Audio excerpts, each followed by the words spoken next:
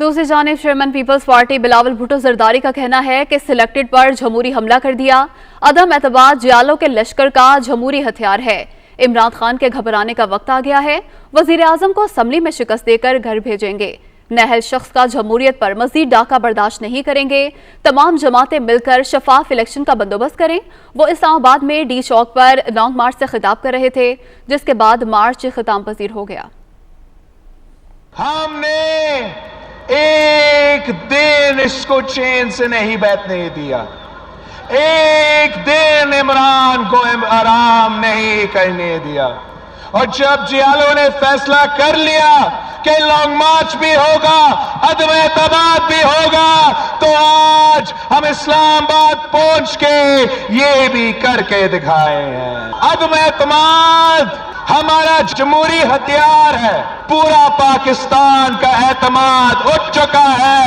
اب وقت آ گیا ہے کہ پارلیمان کا اعتماد اس شخص سے چھینا جائے۔ اب وقت آ گیا ہے کہ سارے جماعتیں مل کے صاف و شفاف الیکشنز بندوبست کریں۔ پاکستان کا دوسرا وزیر اعظم کو عدم اعتماد کے تھرو گھر بھیجیں گے۔ آپ کا وزیر اعظم کے ٹانگیں کانپ رہے ہیں۔ ہمارا عمران سے کوئی ذاتی دشمنی نہیں ہے۔ تو نے جمہوریت کا جنازہ نکالا ہے۔ پورا قوم ایک ہو کے پاکستان پیپلز پارٹی کا پیج پہ آ چکے ہیں۔ سابق صدر آصف علی زرداری نے کہا ہے کہ وزیر اعظم کو مزید وقت دیا گیا تو آنے والی نسلیں معاف نہیں کریں گی۔ تمام جماعتیں مائنس نیازی پر متفق ہیں۔ عمران خان سڑکوں پر آئیں، دیکھتے ہیں کون زیادہ خطرناک ہے۔ وہ لانگ مارچ سے اختتامی خطاب کر رہے تھے۔ یہ وقت آ گیا ہے کہ اب ان کو باہر نکالیں گے ہم سلیکٹڈ کو، اور سب پولیٹیکل فورسز کو مل کے پاکستان کو آگے لے کے جانا پڑے گا۔ مائنس سلیکٹڈ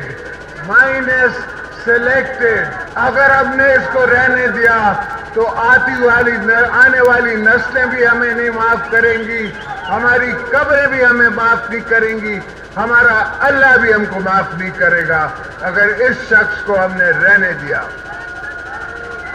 انشاءاللہ تعالی اس کو بہت جلد میں باہر نکالوں گا۔ یہ جو کہتا ہے کہ میں کہ سڑکوں پہ آ گیا تو میں آپ کے لیے بہت خطرناک ہوں گا، میں کہتا ہوں بسم اللہ، آؤ تو صحیح،